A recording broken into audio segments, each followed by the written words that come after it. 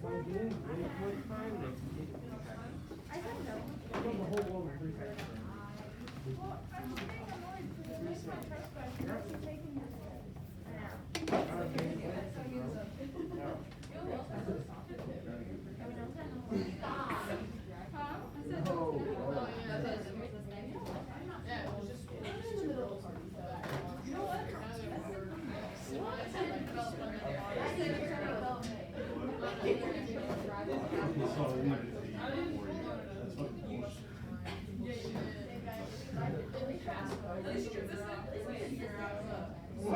was walking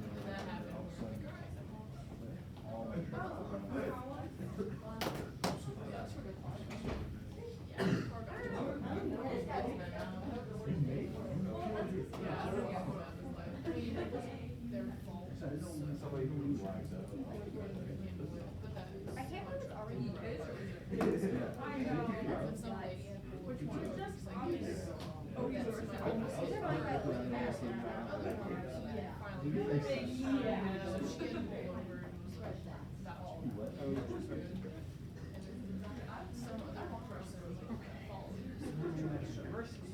Bootalua. I like that genus name.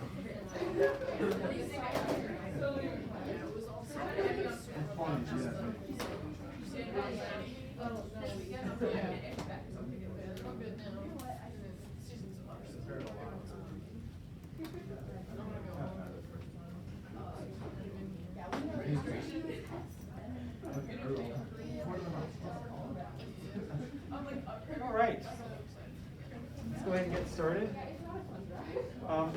We have a little bit to wrap up on measuring diversity, just a few slides. But before we do that, we should do our prairie organisms of the day again. Yeah. What is the grass of the day? The grass of the day is Bootalua. Yeah. Side oats. Excellent. Side oats grandma. It's a really distinctive one. The name helps you know what it is when you see it growing along the edge of a path or in the prairie. The little spikelets hang down on the side, so it looks like side oats. They've got these really pretty red stigmas, so the structure of the flower we talked about last time that receives pollen that blows in the wind. There's kind of a bright, attractive color in these, or is that the anthers? Those might be the anthers actually that are hanging down. The anthers are the pollen-producing structures that dangle in the wind and release the pollen. It's another C4 grass. It's a bit shorter than the previous ones we've talked about. The foliage is usually kind of a bluish green, pretty distinctive, combined with the side oats. And it's a good forage grass for livestock. So lots of folks who are grazing, whether it's cattle or bison, whatever you're ranging, they'll eat this one. And as I said, you can see it over at the nature sanctuary. It also happens to be the state grass of Texas. So that's our. It is. I did not know that. It's written on our little notes here, and I forget when that was added. I'm from Texas. I should know that. And it's one of your favorites too, as I recall, right? I like that grass. Yeah. Our prairie forb of the day is one you all are familiar with. There's actually a whole bunch of species in the genus Solidago or goldenrods. So this happens to be Missouriensis. I think that Solidago altissima is also really common, especially here at the nature sanctuary, so that might be the species you were dealing with. If you want to key it out and find out for an unknown Solidago, we have a key. I can give it to you. There's several species in the genus. Some of them are quite interesting. There's lots of polyploidy in this genus, so new species form repeatedly through polyploidy events that take a single generation instead of the sort of gradual changes in allele frequencies that we often talk about. It's a perennial herb, right? It's got those rhizomes that are underground, but it also produces aerial shoots every spring, and then those shoots senesce during the fall, and the same plant survives underground. So that is what makes it perennial. It comes back every year, the same plant. They can reproduce via seed and through spreading under the ground as rhizomes. They can get up to a meter tall or more. Have you guys seen any really big ones this fall? Yeah. And many of them are well adapted to colonizing recently disturbed soils. So relatively open soils, bright conditions, these things can get in there with their small seeds and disperse quite far and spread rapidly. What else in here? Oh yeah, so like all members of the sunflower family, the fruit is an achene, A-C-H-E-N-E. That's a single dry fruit that never opens up, and it's got one seed inside of it. So if any of you like chewing sunflower seeds, right? That shell that you're breaking open, that's the fruit wall, it's dry, and the inside is the seed. When you have a fruit with one seed inside it and the wall is very thick, we call that a nut. But when it's dry and thin, we call it an achene. And all members of the sunflower family make these. And some of them have a little pappus, which are little hair-like extensions on the fruit that catch the wind, make a little vortex, and allow it to float like a parachute in the wind. So that's our prairie form of the day. Yeah. And we've got our prairie animal of the day, Canis latrans. So we've got coyotes. You can see that in the past they had kind of a narrow distribution throughout the eastern forest, but especially the prairies of North America. And today they're all over North America. That's thought to be largely a result of the removal or the reduction in the population of wolves. So their main competitor would be wolves. If you remove that competitor, the range of resources that are available to them and the range of habitats that are available to them has expanded greatly, and they've taken advantage of that. Oh, I don't have notes on this slide, so we have some stuff here. I have mine up. There we go. So they're a little less than 3 feet tall, right? 76, 86 centimeters, or sorry, 3 feet long, not counting the tail. They have a higher birth rate than wolves. So that's one of the advantages that they have, even though they're smaller and can access a different range of food items than a typical wolf. They can have up to 6, or even more, up to 19 pups per litter. And they have a relatively quick gestation, about 60 days. Yeah, I don't have notes on this one either. But so this is going to be one of the major predators, one of the major mammalian predators in the prairie. Of course, there are lots and lots of small predators. We'll hear about those coming up. But in terms of the mammals, this is going to be the largest predator that has a substantial or significant population size in the Kansa Prairie area. Big little cup. All right. Anything to add on coyotes? Yeah, I think their expansion has been partly due to lack of competition with wolves, but also they just seem really good at scavenging for resources. So people's trash cans and things like that. It's just really been a species that has adapted well to the presence of humans. Yeah, that's a good point to add on. That there are certain species that seem to do really well with the kinds of disturbances and behaviors that humans tend to impose in the environment, and coyotes are one of those for sure. So they're pretty common even in cities and towns, not just in the prairies. All right. I can switch over here.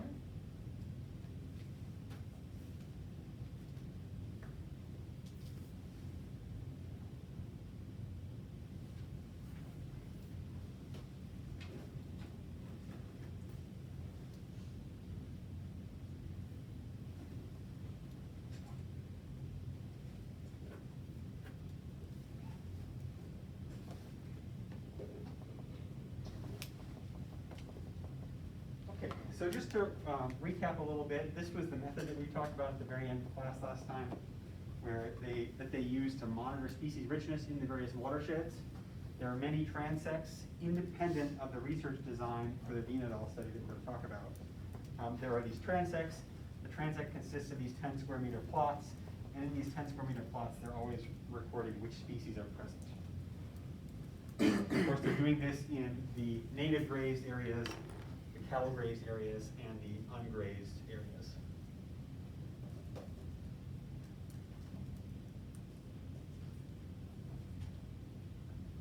So, someone remind me one more time what species richness is, just since we're coming back from a weekend. Species species richness? What aspect of diversity is that? Come on, wake up.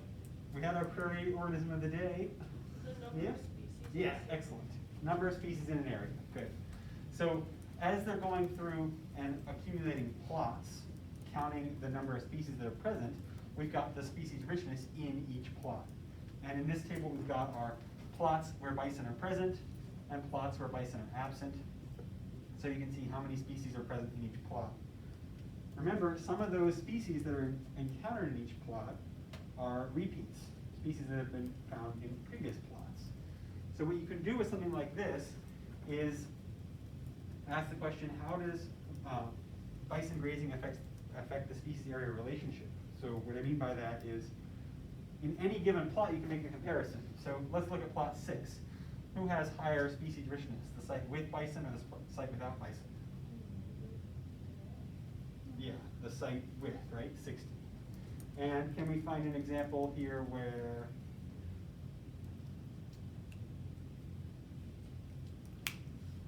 we can't, okay. So that's all right, but I was gonna say, can we find an example of a plot where the richness is actually higher in the bison absent? So this is, sorry guys, should have looked at this slide again before getting started. I was on the roll last time, but what we're seeing here is not independent of each plot. What we're seeing is the number of additional species found. So in the first plot, we've got 38 species so far. In the next plot, they found an additional 4. So that gets you to 42. An additional 5 gets you to 47. Does that make sense now? Just adding a few new species each time, because you're getting mostly repeats and a few new ones each time. So we can compare the rate at which we accumulate new species, and we can compare how many species we found so far at any given stage along that sampling curve. So let's look at it graphically. If you think of a plot as having a certain area, as you add plots along the x-axis here, you're adding sampled area. And the y-axis here is number of species, as Nia correctly pointed out. What is the pattern that you see when you compare the site with bison to the site without bison? There's 2 elements to the pattern. Yes. Site with bison is a higher species richness. Where does it have a higher species richness? What? Where on the graph do you see a higher species richness? It shows an upward trend. So the upward trend, or the slope of this trend, is one element. And the other element is what you pointed out first, which is that for any given plot, the number of species so far is higher with bison. What about the slope of that curve, that initial slope of that curve before you reach that plateau? How is it different in the 2? Someone else? What were the 2 elements of that species area curve that we talked about last week?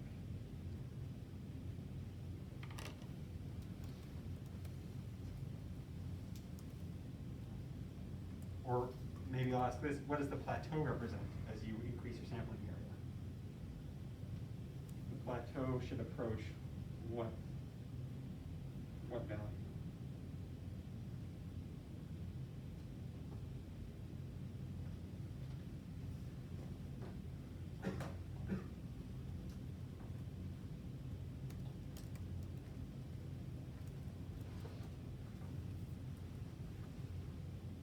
You guys remember this curve?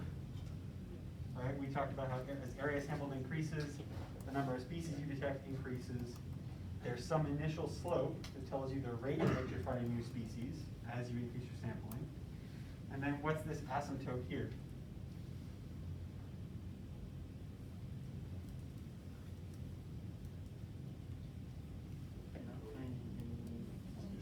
You're not finding any new species. That's why you get a plateau. And why aren't you finding any new species as you keep increasing your sampled area?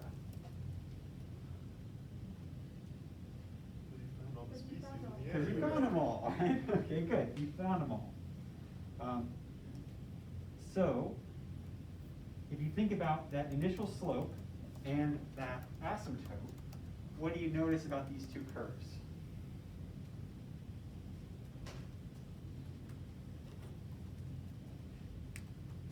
Which one looks steeper initially?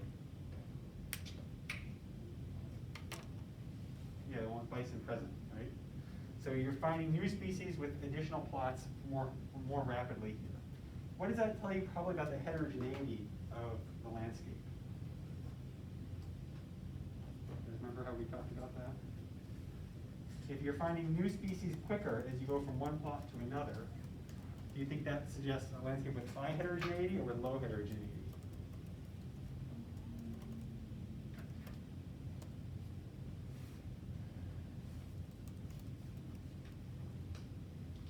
If we, high, why?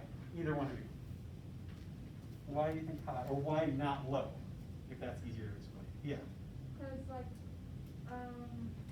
when it's heterogeneity, it is like, it's really different. Like all the stuff isn't like spread, distributed evenly, and so as you go, you're gonna find new stuff each time. And when you say stuff, are you thinking Species, sorry. Species. Okay, good. Yeah, species.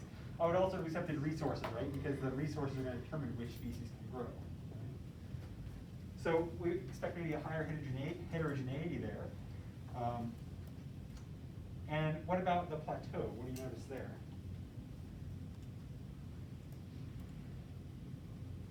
Bison are present, it happens. Yeah, you see a plateau here, right? As opposed to, Bison absent, it's still going. it's still not, it's not clear that we really hit the plateau yet, right? You could get a few more species, but it's unlikely to suddenly jump way up unless you cross into some very different environment with very different species, right? So maybe with a little further out here, you can start to see that plateau. Would you expect that plateau to be higher or lower than this plateau? Probably, right? You have to do a lot more sampling and have to keep accumulating species. So probably this is going to have a lower richness in the end.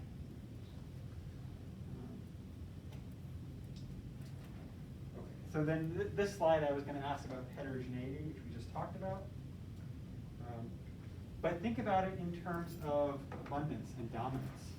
What's another way to think about why you have higher species diversity here, or species richness here, given what we've talked about so far about the behavior of bison and how they graze or browse?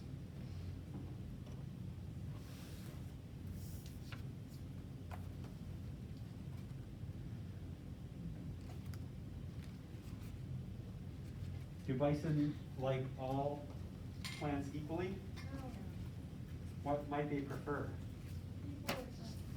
C4 grasses, abundant grasses, right? The C4 grasses are one of the dominant forms here.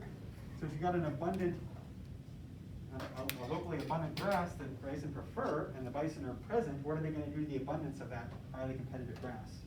They're going to lower it. When you remove a bunch of the dominant species, what does that do for the remaining organisms in the area? There's an opportunity to use those resources that aren't being used by the highly competitive species. Good.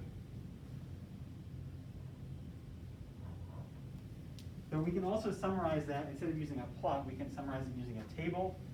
So we've got our bison present, our bison absent, and across all the plots, we can compare, what was this statistic called?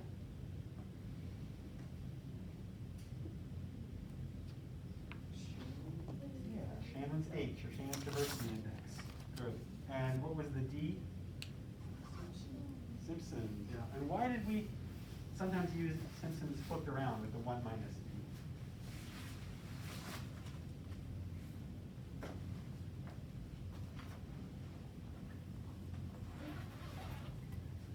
What's a high value of regular D mean for a community? What's that tell you about the community if the value for D is high? Is that an uneven or an even community?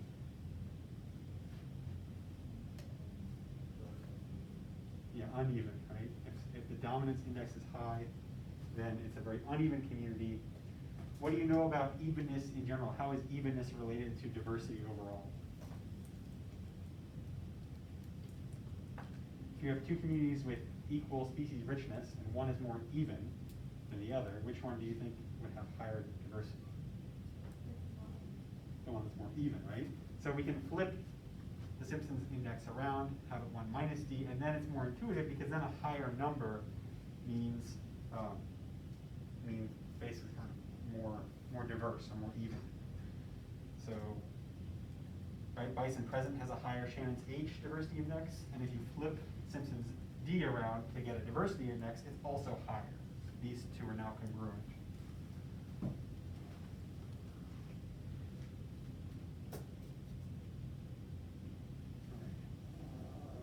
So as you think about the Veen paper, the Veen et al. Paper, and you're thinking about bison and their effects as grazers, remember at the same time there's also fire as a second source of heterogeneity, just like fire can be.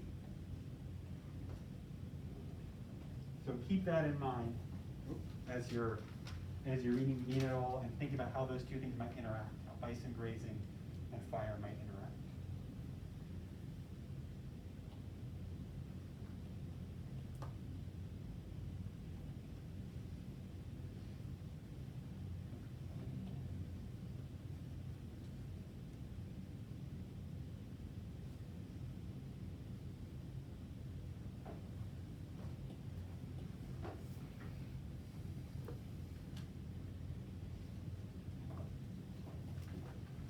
So we've talked a lot about succession, disturbance, resource availability, and how different requirements of resources for different plants affect how well they grow and how they interact. We've talked about how we quantify diversity of organisms as they exploit those resources on the landscape. And now we're going to talk about another important process for the plants. So this is photosynthesis.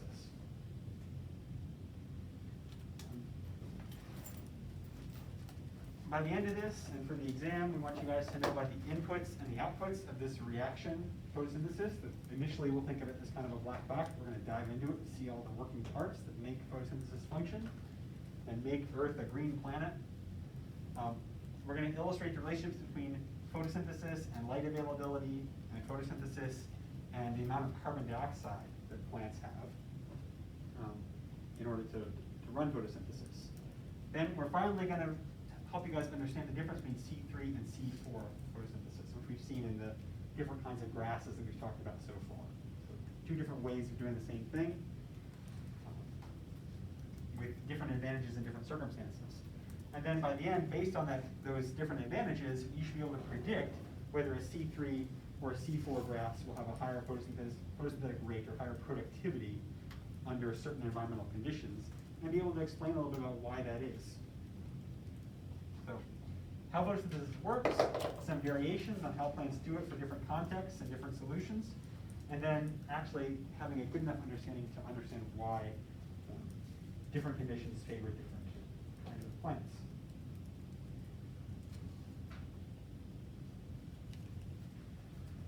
So, this first equation you should have all seen in the prep homework. Does that look familiar? See some nods? Good. So one definition for photosynthesis is it's the process by which water is oxidized and organic molecules are created from carbon dioxide. So we've got some inputs here. We've got carbon dioxide, we've got water, we've got light, and then on the other side we've got carbohydrates here and some oxygen. The oxygen that's in the carbohydrates here, I want you guys to pay attention to that, because this oxygen is not this oxygen. This oxygen that comes from the water is what's released as waste here. And this is what, of course, matters for us as organisms that undergo cellular respiration, which plants do too. So we've got carbon dioxide, water, light. The water is the source of electrons and hydrogen ions for a proton gradient in the chloroplasts. And the carbon that we get in the sugar is what's coming from the carbon dioxide here. You can kind of think about it as a flipped version of cellular respiration. Notice that the inputs here mirror the outputs here. And the outputs include carbon dioxide, water, and energy. Some of that energy coming out as stored chemical energy in the form of ATP that cells can use to power their reactions, and to do active transport and all kinds of things. And some of it is lost as heat in entropy. Do you guys know where these processes happen in the cell? Where does this happen in the cell? Is there a special special area, organelle, yeah, plural, right? And where does cellular respiration take place? It isn't the leaves, but go to the cellular level, go to the organelle. The mitochondria. Does that sound familiar? Yeah, the mitochondria, right? Represent. Good. So here we've got chemical energy stored in the form of glucose, and here it's released and made available as ATP.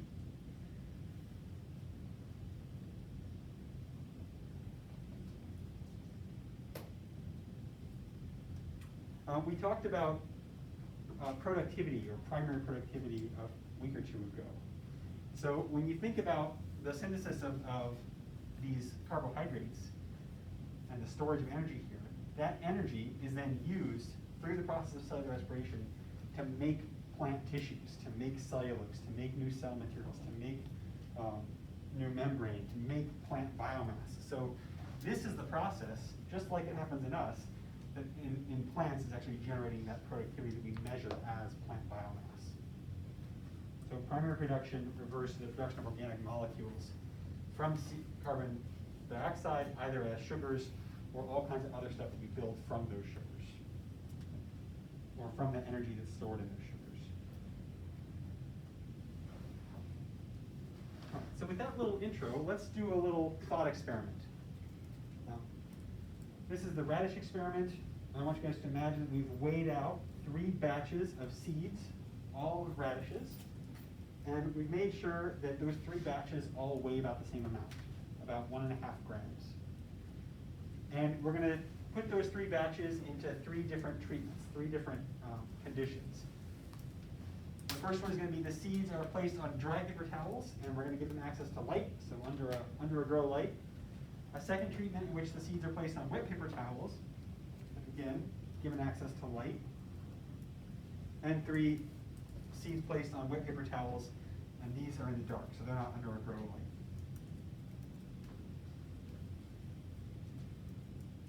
So we leave them in those conditions for a week. And after a week, we take out all the plant material, whatever is there, dry it out so there's no water, and weigh it. So we get the plant biomass measured in grams. So everything that's not water that makes up the plant, that's what we're weighing. I know at least 1 or 2 of you have done that in lab to measure plant biomass. What I want you to do now is predict what we would find after having done this when we compare those weights. Predict the biomass for each treatment. What do you think the new biomass is for the no water, no light, the water and light, and the water with dark? And make a note in your notes on a piece of paper what you think the outcome's going to be for these 3 treatments.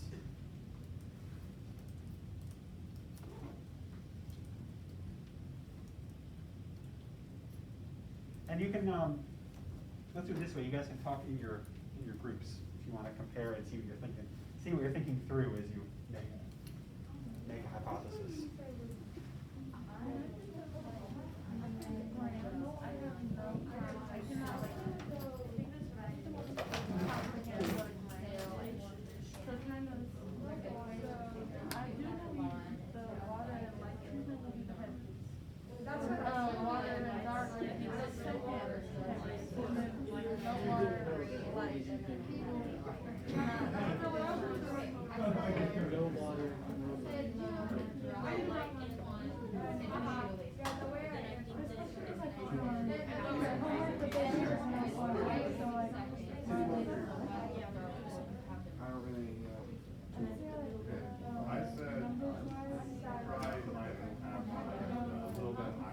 These will be the wet how dark.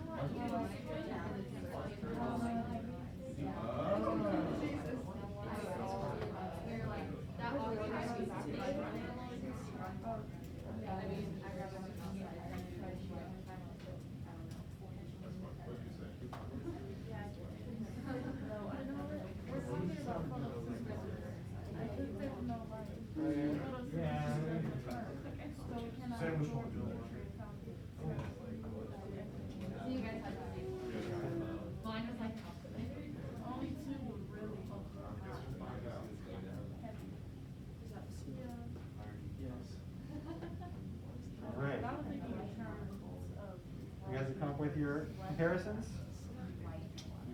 All right, I'm going to reveal it, we're going to talk about it.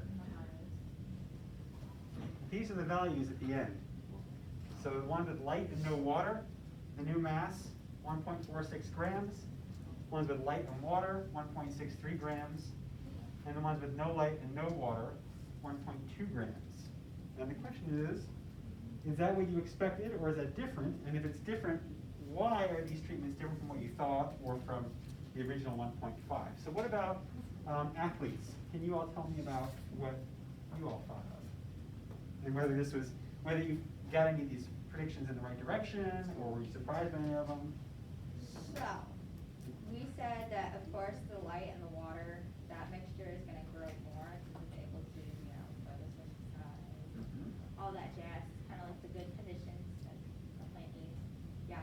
And we did on the homework, it was like similar questions, and we did get mixed up with the light and the water and the no light and the water. We just thought that the no light would prevent it from growing, but yeah. I'm trying to remember all together. What about Beauty and the biologist? What about you all? Did you have any surprises here? Anything consistent or inconsistent with what you predicted? We kind of talked about how like the no light and water might be the heaviest because we kind of like went into like evaporation within the seed, and so like maybe it absorbed the water and didn't like let it go. But of course, well, so I see what you're thinking, but remember that we dried the plants at the end. Yeah. So if they did absorb water, that shouldn't show up in the final weight. But good, keep going. Tell me what else you all thought of. From there, we had the same thing as the athletes. It was just, we had that one flipped. Did anybody predict that one of the masses would be lower than the initial 1.5, or did you all have it being the same or higher? Same or higher? I had mine was lower. What were you thinking there? I just figured it would not perform as well. But I don't know. Did you have any thoughts about where that mass would go if it decreased? Not really. How about now? Now that you've seen this, we've talked a little bit about photosynthesis and cellular respiration. Does anyone have any ideas about where that missing mass has gone? Where that difference is here and here?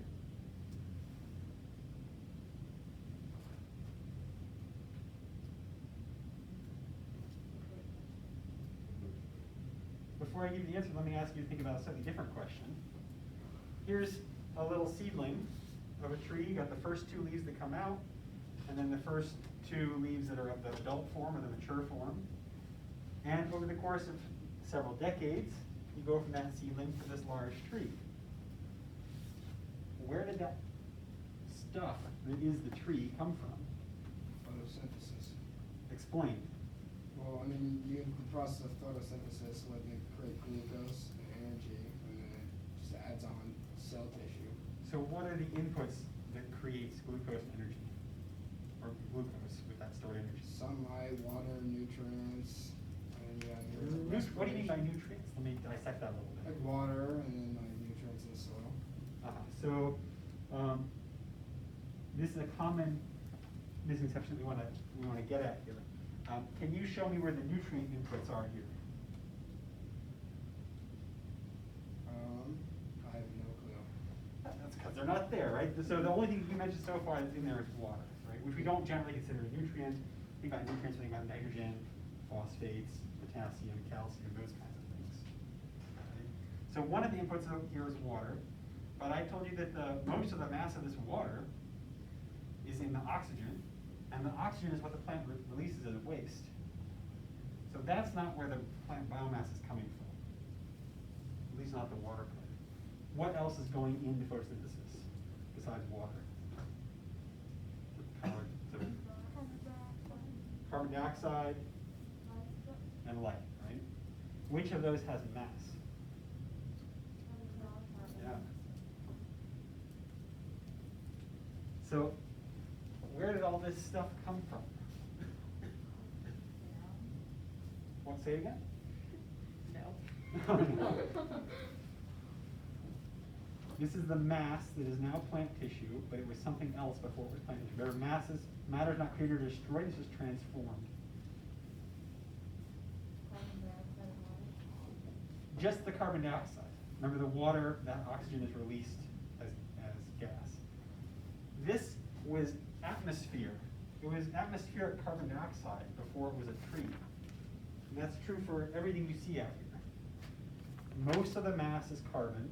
Some of it is nitrogen and phosphorus and hydrogen and potassium, but most of it's carbon.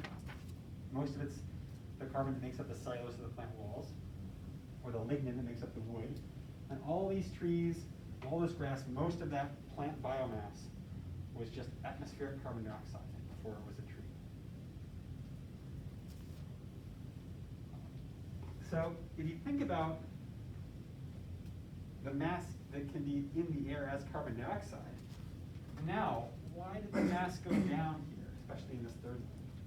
Where did that mass go that was plant tissue, that was seed?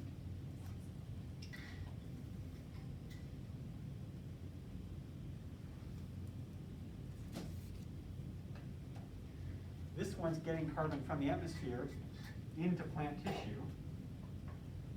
Is there a reversal of that?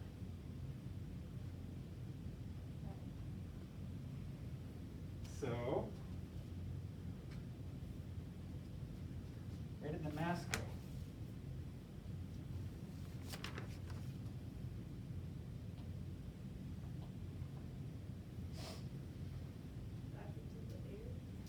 Back into the air. Yeah. So it's, the plants not only have chloroplasts, but they have mitochondria as well, and those mitochondria are undergoing cellular respiration. So as these plants are starting to germinate and grow, making new cells, enlarging their cells, all of that requires energy that's in the form of ATP that they got from the glucose that was stored in the seed. Through cellular respiration, some of that carbon is being released as carbon dioxide, and so the mass of the plant goes down because it's not being offset by bringing in new biomass, by synthesizing new sugars with water and light available, you see here. Even dormant seeds still have a little bit of enzymatic activity, a little bit of activity in the seeds that are undergoing cellular respiration, in the cells, that are undergoing cellular respiration. So here it's about the same. But here you have the plants actually growing, using some of that stored energy and releasing that carbon dioxide back into the atmosphere. Whereas here, that's still happening, but it's offset by photosynthesis. Questions about that?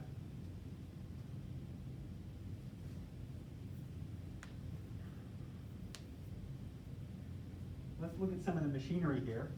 So you can imagine taking a plant, looking at the leaves, the primary site of photosynthesis in most plants. Imagine looking at the cross-section of the leaf. There's an upper and a lower epidermis that are covered in a waxy cuticle that is mostly hydrophobic, so it prevents the plants from just drying out across their entire surface evenly. And then through that epidermis, there are occasional pores that are bounded by guard cells. We would call these pores stomata. Those stomata open up when the plant has access to sufficient water. And as carbon dioxide that's in the tissues here is synthesized or is transformed into sugars, the concentration of carbon dioxide in the leaf goes down. If the concentration of carbon dioxide in the leaf is low compared to the outside leaf in the atmosphere, how is carbon dioxide going to move with respect to the leaf in the atmosphere? If we've got a low concentration in the leaf and a high concentration out in the atmosphere, how is carbon dioxide going to move?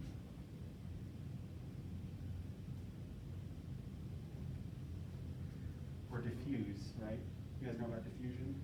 A low pressure system to a high pressure to a low pressure. So equilibrium. If there's a higher concentration or a partial pressure of carbon dioxide out here than in here, yeah, carbon dioxide is going to diffuse into the plant, and it has to do it through the stomata because the epidermis is, for the most part, impermeable. Gas doesn't transmit through it. When these stomata are open, the high water, the moist environment of the leaf interior also allows water to evaporate. So when they open their stomata, you can think of plants kind of trading water molecules for carbon dioxide molecules. if we can imagine zooming in on one of these plant cells, in the cell we've got a vacuole, which is mostly full of water and lots of ions as well. We've got chloroplasts, we've got a nucleus. This cell diagram doesn't show mitochondria, but they're there. Now let's zoom in on a chloroplast and look at that structure. A chloroplast is a double membrane bound organelle. So notice in this diagram we've got two membranes, and then inside this organelle is a system of folded membrane structures. And these stacks of folded membranes are called grana, and the membrane itself is called the thylakoid membrane. So you've got these stacks of folded membrane systems, and they're bathed in a solution called the stroma. And we're going to think about the role of those stacked membranes and the surrounding stroma when we break apart photosynthesis. But we've got these grana that you can see using electron microscope, and even a really powerful light microscope. Sometimes you can see these as little grains in the chloroplast, which is why they're called grana. And then we've got the surrounding stroma. But what we're going to look at is this diagram. This is the diagram that you guys will see a lot. It's kind of a schematic of how photosynthesis takes place in the chloroplast. So here's our chloroplast. Notice the two lines, that's our double membrane bound, the double membrane of the organelle. And we've got some inputs. We've got light as an input, we've got water as an input, and those are inputs to what we call the light reactions, sort of part one of photosynthesis. And the waste of that is, of course, oxygen. So this should remind you that the oxygen of that input, water, matches with the oxygen gas output of photosynthesis. You can kind of think of these light reactions as kind of charging the batteries in the chloroplast. So what's being done is we're generating ATP and NADPH, these energy molecules in the chloroplast. And then that energy is used to power the Calvin cycle, where the input is carbon dioxide and the output is those carbohydrates you were talking about. They can then be converted to starch or cellulose or whatever else the plant needs to synthesize, or broken down to create more ATP in the mitochondria. So our light reactions and our Calvin cycle, we'll talk about each of these separately. Here's that same part one, part two in text form. The light reactions are where plants use light energy to oxidize water molecules and set up a proton gradient along those membranes in the chloroplast that can be used to create ATP and then NADPH. Then you switch over to the carbon fixation reactions, where the enzyme rubisco, which is the enzyme that fixes carbon dioxide, takes it out of the gaseous phase or the solution phase and fixes it to a larger complex organic molecule, ultimately creating sugar. And so rubisco and ATP are used to create glucose from carbon dioxide.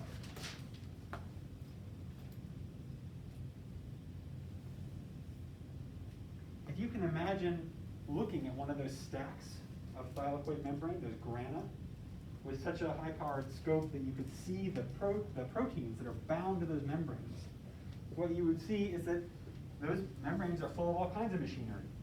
And the important things to know are PS2, photosystem 2, and photosystem 1. But let's look at the famous Z scheme to understand what those photosystem 2 and photosystem 1 are doing. Photosystem 2 comes first. Sorry, it's called photosystem 2 because it comes first, because it was discovered second in terms of understanding the mechanics of how this works. But photosystem 2 comes first, and you can think of it as having two parts. It's got an array of pigments. These are molecules that can absorb, they're accessory pigments that help absorb a photon of light and help the plant to utilize that energy. So we've got an antenna complex of all these pigments, and then in the middle, there's a reaction center.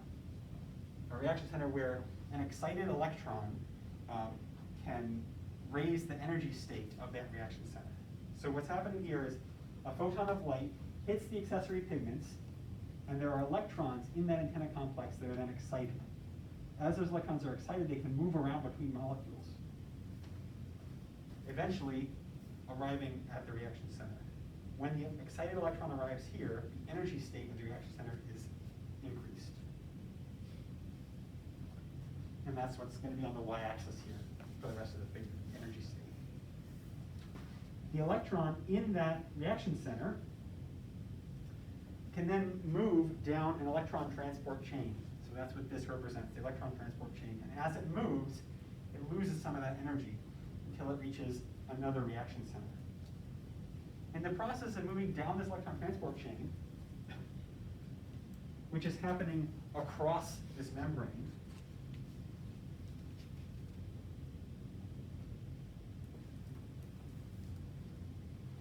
ATP is created. So some of that energy that's lost from here to here is now stored as ATP.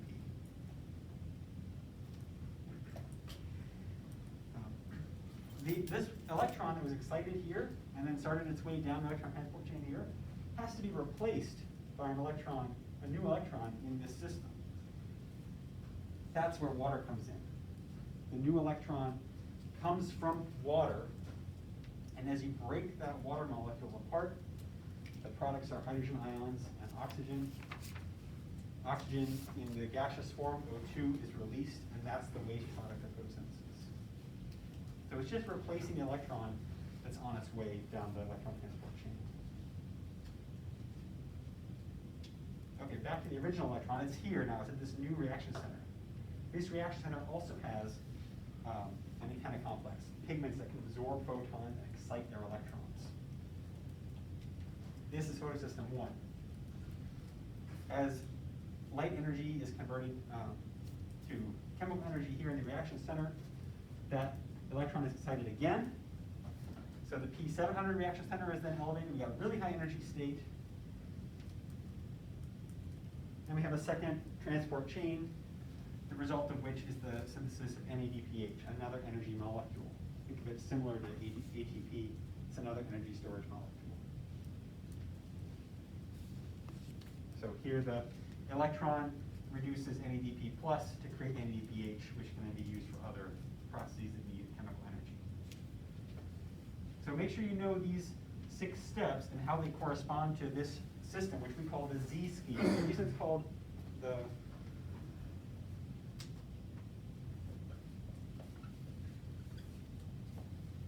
Z scheme is because if you put energy state on the x-axis instead of the y-axis, the way it was done in the original publication, it makes a Z. So in this case, it's just on its side. That's the Z. Right? So think of this as the Z scheme. It's got our 2 photosystems, each of which have a reaction center, and the electron is what's moving along the Z scheme, being replaced by new ones from water. Questions about the Z scheme? Do you feel like you could track an electron from a water molecule through this whole process and know where the energy is going into these molecules?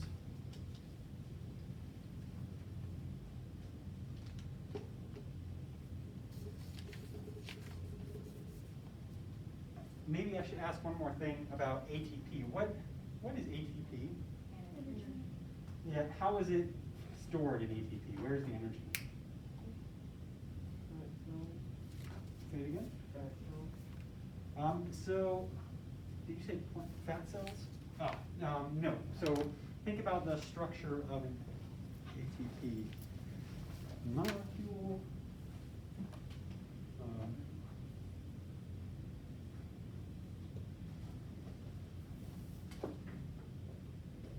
Right, that's about right. You guys know what ATP stands for? It's what the 3 letters mean?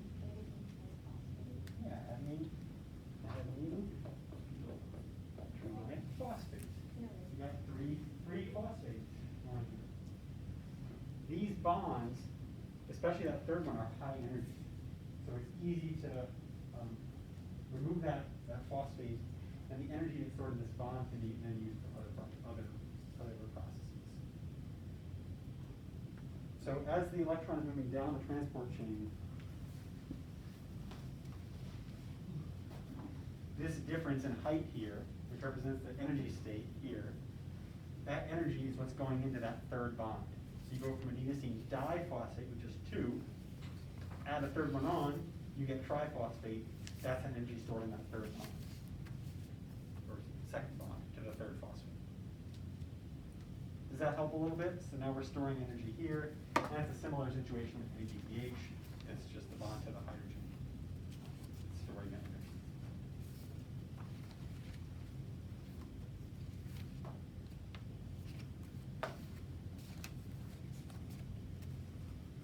And then those high energy bonds can be used over here.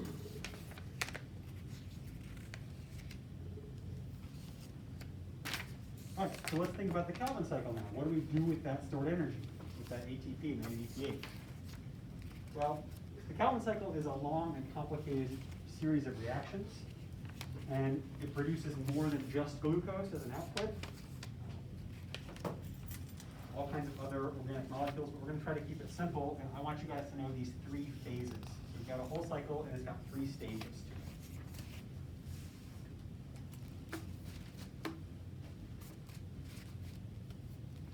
Rubisco, I mentioned that, you guys should have seen it in the homework. Can anyone tell me what Rubisco is?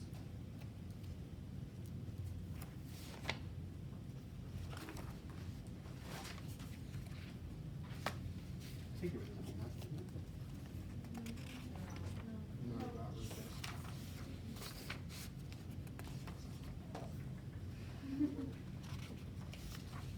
So Rubisco is an enzyme. It stands for ribulose, bisphosphate, carboxylase oxygenase. The CO is carboxylase oxygenase. Does anyone know what ACE means? When you hear ACE in biology, what do you think immediately? Enzyme, right? So it's a carboxylase and it's an oxygenase. In this case, we're going to think about it first as a carboxylase. So we've got carbon dioxide molecules here, and they interact with this Rubisco enzyme, which brings together carbon dioxide and ribulose. So there's ribulose bisphosphate is a 5-carbon molecule that's already in the plant. So you bring together this carbon dioxide with RUBP that's in there, and you fix the carbon. You've taken it from its gaseous or solution state, like the carbonate ion, and you fixed it to a organic molecule. In this case, the organic molecule is 3P3. Sorry, guys. This will be better.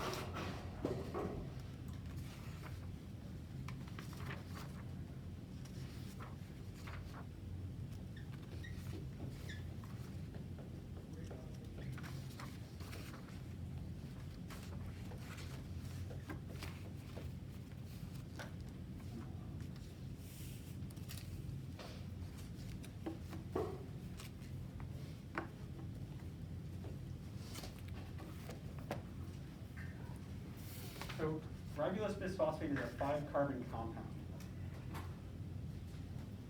When the enzyme Rubisco fixes carbon dioxide to this ribulose bisphosphate, you end up with a total of how many carbons? 5 plus 1? 6.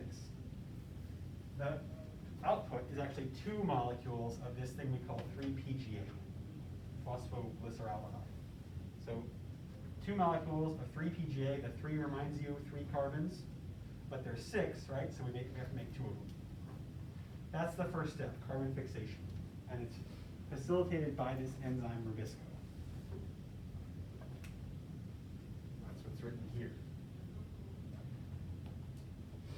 Now, these PGA molecules, that's what's going to be used to both create new RUBP to start the cycle over again, and to synthesize glucose, synthesize carbohydrates.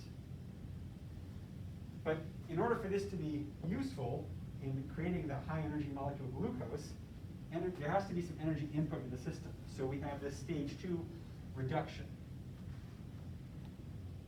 So here we've got the energy that was in ADPH is now being put into the Calvin cycle system. So the next phase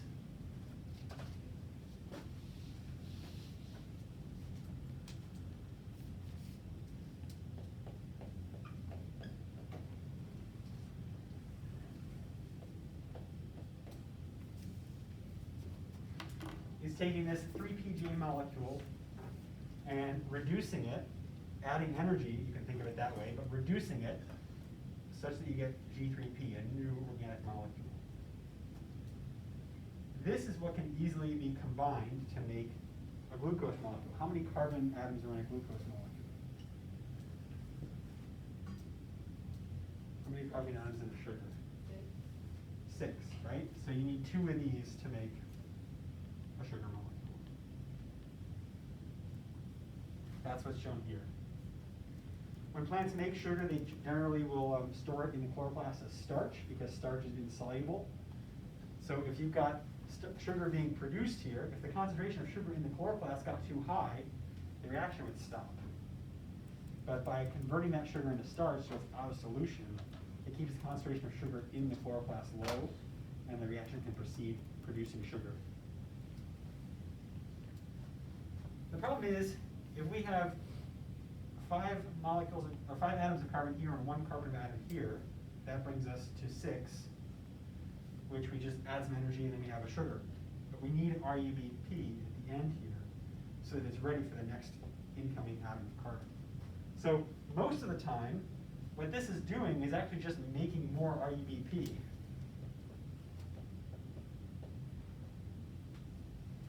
And it's only every 3rd cycle that the G3P is used to synthesize sugar. Here.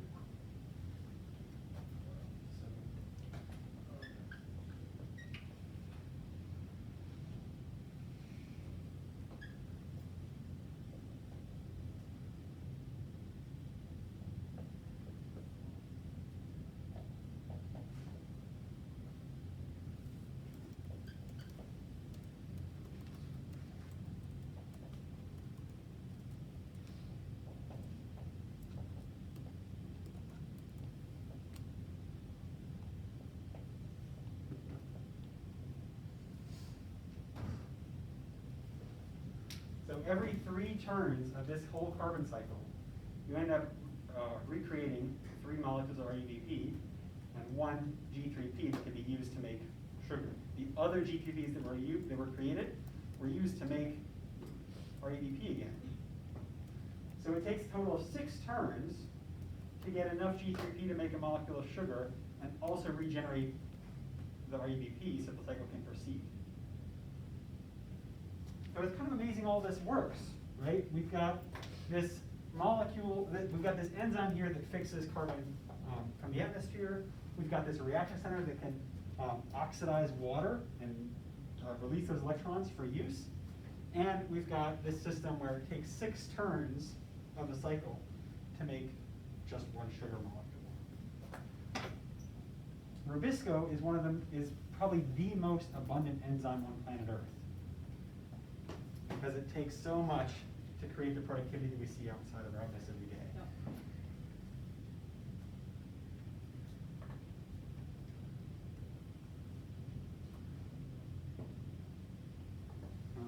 I left this figure in from an earlier version just to show you, not that you have to know this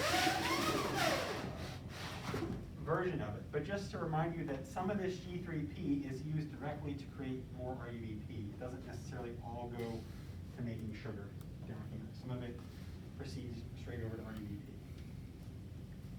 That's the regeneration of those RUBP molecules that keeps the cycle going.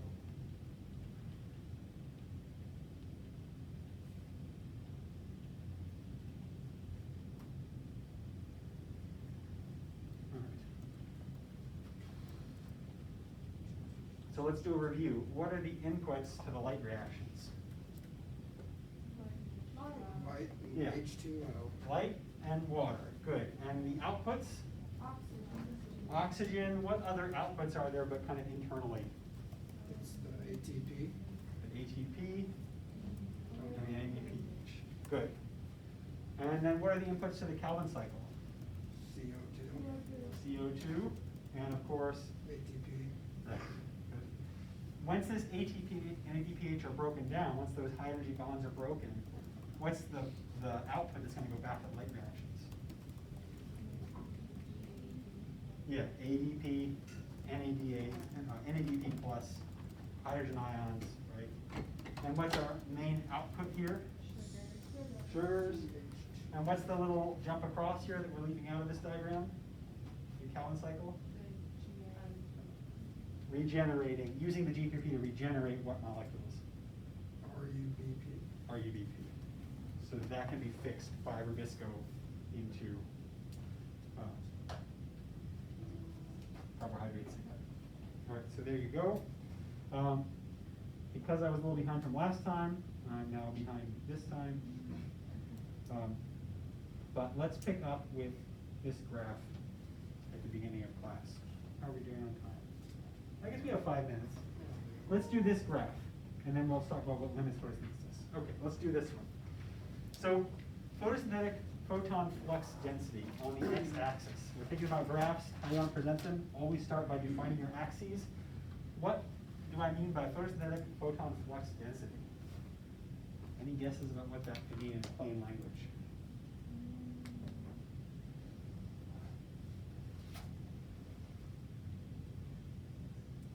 So let's try taking off the word photosynthetic for a moment. Or actually, yeah, go ahead. Sonia. I was gonna say maybe like how much light comes in it per unit of time. Yeah, how much light, so photons, comes per unit of time, but also per unit area. So we got per meter squared here. And it's only a certain subset of all incoming photons that we're worried about here. We're worried about those photons that can excite the electrons in the plant's photosystems. So these are the photons of the wavelengths that plants can use. When you look outside, well, maybe now's not a good example, but if you imagine looking outside a month ago, can you think of which color the plants are not absorbing, but are instead reflecting? Green. Green, right? So that should emphasize to you there are certain wavelengths that the plants are using and certain wavelengths that aren't. So this is concerned with the photosynthetically active light wavelengths. And then our y-axis here is the rate at which carbon dioxide is assimilated. So per unit area, per unit time.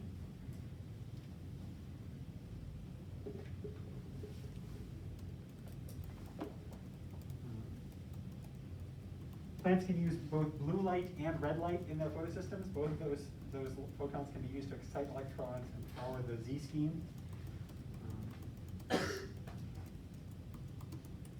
There's a few points to think about on this graph.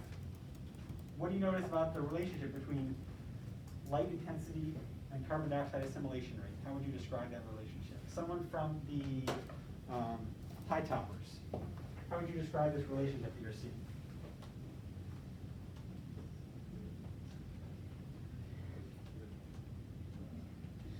What's the relationship between light intensity and carbon dioxide assimilation?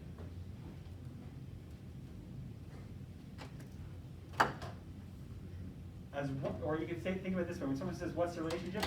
As the x-axis changes, what happens on the y? It also changes. In what direction? Something about it. Oh. Give me complete sentences. As the x-axis increases. Which is? Two up the line. No, you don't have to. You don't have to read this. We need to talk about how it's light intensity, right? Yeah, light. Light intensity. Yep. As light intensity increases, the other thing increases as well. The other thing. I can't. Any group members want to help out with what's increasing No, on they don't here? help you out. They were watching the Come show. on, guys.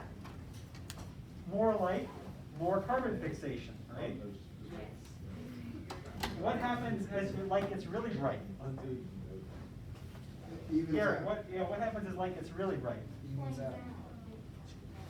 How does the carbon dioxide assimilation rate continue to increase? It plateaus. It becomes limited. So in this first phase, as light goes up, assimilation goes up. So here the reaction is light limited. More light, more reaction. Here it's light saturated. There's something else other than light that limits the assimilation rate of carbon dioxide. Final question, can anyone tell me why the y-intercept is down here below 0? If zero is no carbon dioxide coming in or out net, just a balance. Why is it that in the dark, the assimilation rate, the rate at which carbon dioxide is going into the plant, is negative? That is, Why are you losing carbon dioxide in the dark? so it's not getting replaced with the whole. It's not getting replaced by photosynthesis. What's happening to it? Just going back to the air. Going back to the air, you want to add something?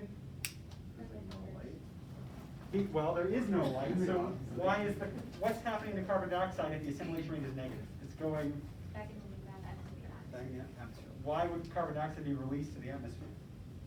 What process would drive that? Respiration. So this is called the dark respiration rate. If your assimilation rate is negative, you're losing carbon dioxide. That's the dark respiration rate of the plant. All plants will have their own dark respiration rate.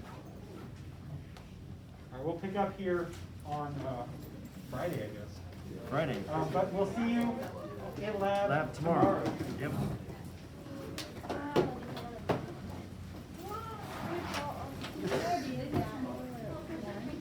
My cap on. Just to meet with you about stuff. Yeah. Yeah, I don't do it that way. Your Send me a- homework, send me a homework, request. if you didn't turn that in, you can put it right here on the purple folder. What's up, Kitty? Saw that?